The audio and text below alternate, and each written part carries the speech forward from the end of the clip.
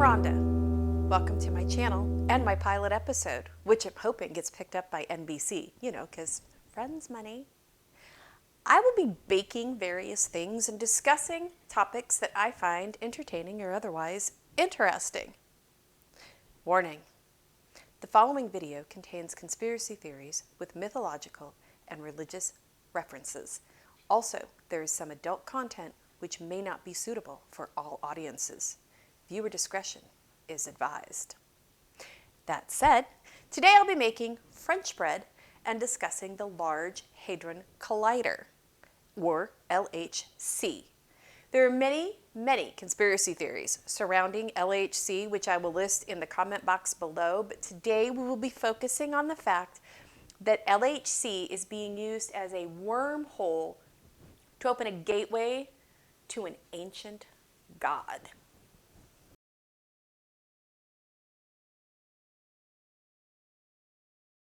In case you're not familiar with the LHC, it was first thought of after the deployment of Fat Man and Little Boy on Hiroshima and Nagasaki during the Second World War. A group of scientists got together because they wanted to study more of the effects of those nuclear, I have a problem with that word. Was to study more of what this could do. So a group of scientists got together, pardon my French, literally. They created the Council Européen pour la Recherche Nucléaire, or CERN, C-E-R-N. Remember that. It becomes important later. It took 10 years to build this massive collider, and it started back in 1998. It is the largest machine on the planet with a circumference of 17 miles that sits beneath the surface between the borders of Switzerland and France. It crosses the border at 4 different points, which I'm bad at geometry, and so I don't understand how a circle crosses things at 4 points. I picture a square, but that's just me, and I'm probably wrong, and somebody could probably tell me how it does cross it as a circle at 4 different points. Not the point. Moving on. LHC allows scientists to make particles smash into each other so that they can then study the effects and allow observers to learn more about natural laws and forces, and to kind of study it further to address certain questions about space and time. Due to this research, researchers have found what is known as the Higgs boson particle, also known as the God particle.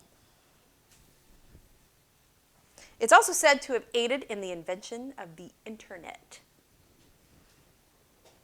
LHC has a computer network of over 170 stations in 42 different countries, and it conducted its first test on September 10th of 2008. The ring of the LHC has a bunch of superconducting magnets in it, and it's to boost particles. There are also 2 high-energy particle beams that travel close to the speed of light before they're made to collide together. These beams travel in opposite directions in separate beam pipes inside of this massive thing surrounded by a bunch of super magnets, which helps them along. CERN states that its mission is science for peace, and that they are just looking for a better understanding, to have a deeper understanding of matter. Their main area of research is particle physics. As stated earlier, there are numerous conspiracies that surround CERN and the Hadron Collider, but we're only going to talk about the one where they're saying they're going to summon an ancient god. Which ancient god is up for debate, but I've got a list of 3, so let's get into it. The first one is Osiris, the Egyptian lord of the underworld and judge of the dead.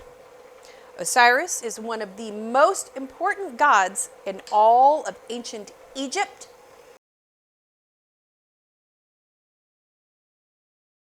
Osiris is Latin of the Egyptian Usir, which means powerful or mighty. He is the firstborn to the gods Geb and Nut after the creation of the world. He was murdered by his younger brother Set, because Set was really jealous of him. And then he was brought back to life by his sister Isis, who's also his wife. He is frequently shown as a mummy or partially in mummified form due to his role as judge of the dead. He is one of the most popular gods in ancient Egypt. And he's usually seen as just, generous, and giving, but he's also seen as kind of terrifying and will dispatch his demon messengers to bring people into the underworld. So, as it goes, after the creation of the earth, Geb, who is earth, and Nut, who is sky, got together and they had some children. Osiris is the firstborn, followed by Isis, Set, Nephthys, her name is hard, and Horus. Osiris is the firstborn, was lord of all of the earth, with his sister wife, Isis. He found that the people of Egypt were kind of uncivilized, so he brought them culture and religion, and everything was plentiful under the rule of Osiris. Set was pretty jealous of his brother's success, and so their relationship deteriorated. And with the help of Set's wife, Nephthys, also his sister, she disguised herself as Isis, seduced Osiris. Greek mythology, sorry, this is not. She became pregnant with the god Anubis. Set, because he's just kind of jealous. He's got that green envy monster going on, and he does not like Osiris for whatever reason. So he designs this coffin that is made to the exacting standards of Osiris, throws this big, huge garden party, brings out this coffin, and he's like, hey, whoever can fit in here the most perfectly will win this coffin. You know, great, because I want to go lay in a coffin. Well, as it turns out, Osiris fit in it, at which time Set slammed the lid, locked it shut, and threw it in the Nile. And Osiris's body traveled out to sea in this coffin, and it eventually became caught on a tamarisk tree that was growing near Byblos, near Phoenicia. The tree quickly grew around the coffin, which then it just kind of entombed this whole entire coffin. Well, the king of Byblos, Malcander, him and his wife came across this tree, and they noticed this aroma that came from the tree. And the king liked it so much that he ordered it chopped down and brought back to his palace to be set up as a pillar in the courtyard. In the meantime, Isis has left Egypt in search of her missing husband, brother. She disguised herself as an old woman, and she sat down by the shore outside of Bablos. And she was crying and, lamenting her missing husband, and a couple of the handmaidens for the king and queen happened to be out there, and they were bathing. And so they brought Isis, who they didn't know was Isis, back to the palace, where she ingratiated herself to the king and queen. And so they were like, so hey, why don't you be a handmaiden to our 2 young boys? So Isis does this. She decided to make the youngest boy immortal by bathing him in fire, and when the queen saw this, she kind of flipped out. Like, oh my gosh, what are you doing? You're going to kill my kid. Well, at which time then Isis revealed who she really was, which kind of freaked out the king and the queen. And they're like, oh my gosh, please don't kill us, and we'll give you whatever you want. And she's like, I just want that tree that's in your courtyard. That's it. So they gave it to her, post haste. Post. Get it? Pillar, post. Anyway. She brings Osiris back to Egypt and hides him out in an area of the Nile. She's got to go get some herbs and some other things so that she can bring him back to life. And she lets her sister, Nephthys, remember her? I don't think she should have been telling her sister where her husband was. She takes off. Set finds out that Osiris, his body is back in Egypt. He wants to figure out where it is. So he goes up to his sister, his wife. Hey, where's Osiris? Come on, baby, you know you want to tell me. Which she does. Great. So he goes out to where Osiris is, chops up his body, and throws it all across the land and into the Nile. Isis comes back with all of her stuff that she's going to use for her potion to bring her husband back to life. She's like devastated. She composes herself. She starts collecting all the body pieces with the help of Nephthys. Maybe she felt bad. Maybe Isis was like, look, little sister, you done messed up. You are going to help clean up the mess that you helped to create. Anyway, she gets all the body pieces back together except for one. His penis. It was thrown into the Nile, where it was eaten by an oxyrhynchus fish, which is why in ancient Egypt, that fish was forbidden. She was able to revive Osiris, lacking his manhood. So then she took the form of a kite, flew around him, thus taking his seed from him so that she could become impregnated. She ended up giving birth to their son, Horus. So even though Osiris was now alive, he lacked his penis, and so he was no longer allowed to be the lord of the land of the living, and so he retreated to the afterlife, where he became the lord and judge of the dead. Isis was afraid of what Set might do to her son Horus, so she hid him in the wildernesses of the Nile Delta. And that's where he stayed until he reached adulthood. When he emerged, he was a very mighty warrior. It is said that he came and he battled Set for control of Egypt, control of the world. In some versions, Horus kills Set, but in other versions, Horus just comes out victorious and Set is banished. And now Horus has to restore order to the chaos that Set left behind. Osiris's rebirth is associated with the Nile River, which was considered a source of life-giving power. There are many festivals that are held for Osiris to celebrate the beauty of the god and his life and his death and his rebirth.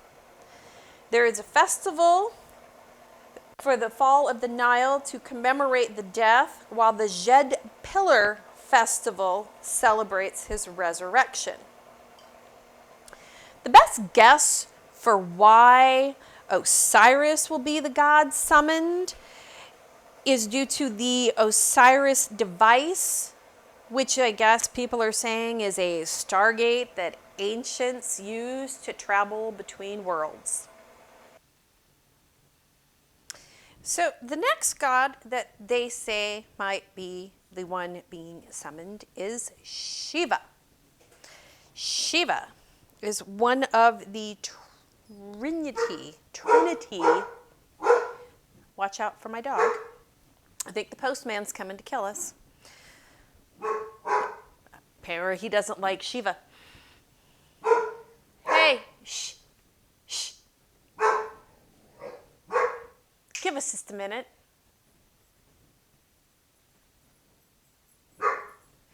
He's extra grumpy. Kids are probably on his lawn. Anyway, Shiva, Hinduism, one of the Triumvirate and one of the most important gods with Brahma and Vishnu. Brahma is the creator of the universe, Vishnu is the preserver, and Shiva is the destroyer. Shiva may represent goodness and benevolence and serve as a protector, but also has a darker side and is said to be the leader of evil spirits, ghosts, and vampires. Also the master of thieves, villains, and beggars. He's associated with the time and the destroyer of all things. In the Hindu religion, the universe is thought to regenerate in cycles of every 2.16 billion years.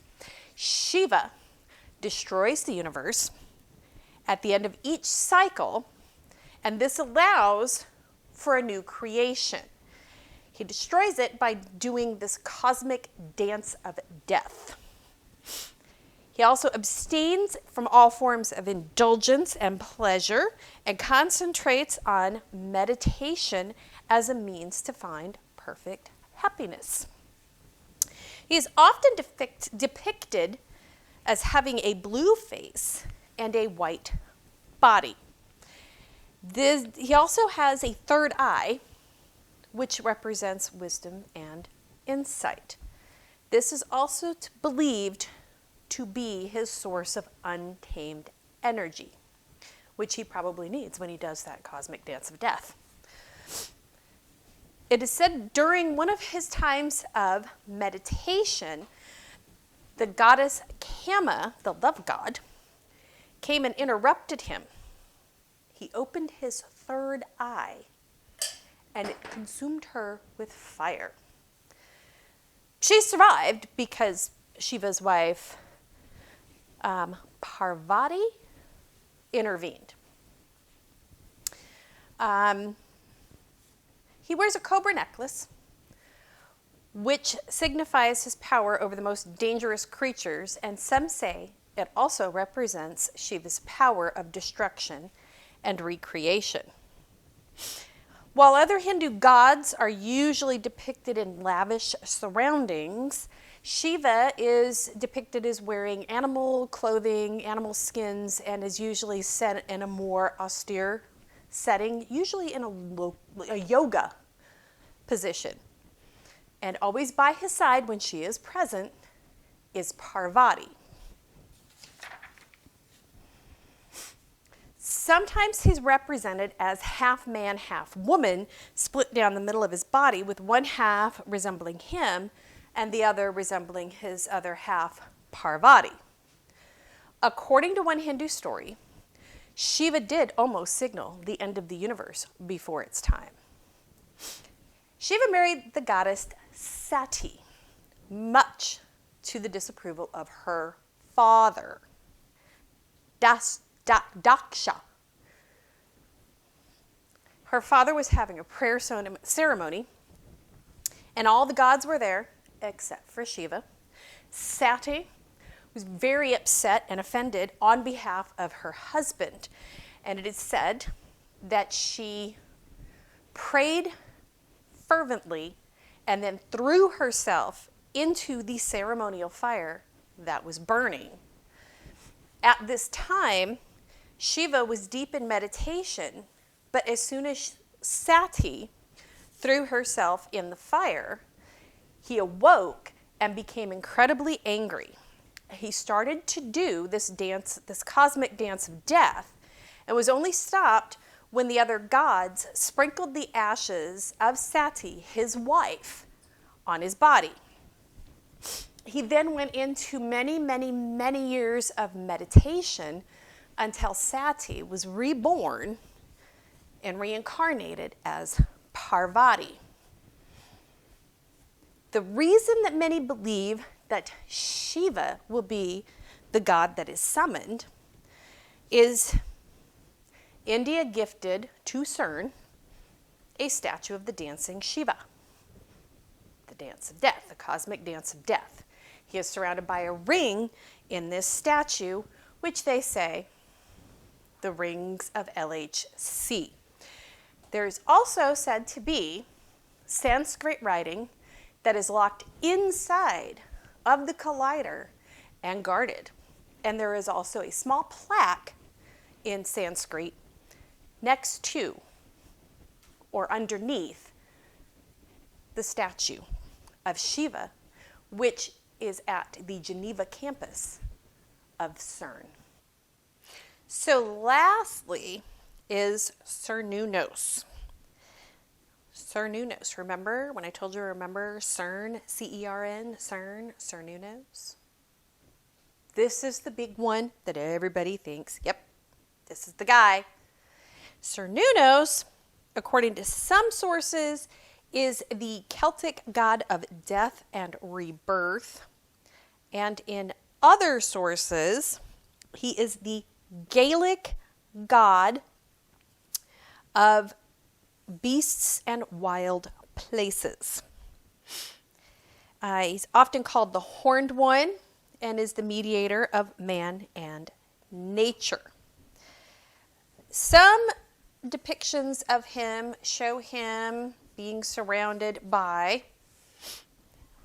a bunch of wild animals, both predator and prey, because he can bring peace among all of them, which that's kind of a cool power to have, because then, you know, maybe tigers aren't going to kill zebras and mountain lions won't kill baby Bambi anymore. Probably not. Anyway, he also has antlers on his head. That's too much flour. And they have rings on them. And he is shown as holding a torque, which is, I guess, a necklace, but in some images he wears it, and in some images he holds it in one hand while holding a serpent in another. Not much is known about Cernunnos because there's not a lot of literature that has been put out about him, or it's been lost. We're not really sure. But according to hardcore conspiracy theorists on this particular theory of the LHC being used to summon an ancient god, it's because the rings of the Hadron Collider are like the rings that Cernunnos wears around his horns, and there's something about the serpent and its power and its evil. And so the theory goes that CERN is using this collider to summon one of these ancient gods so that they can battle the Judeo-Christian God and unseat him, and then they will be in power. It's also said that The Vatican is in on it. You know, the Vatican in Rome, Catholic Church. They're in on it because, you know, they want to have conversations with ancient gods and ancient people. So, Sergio Bortolucci,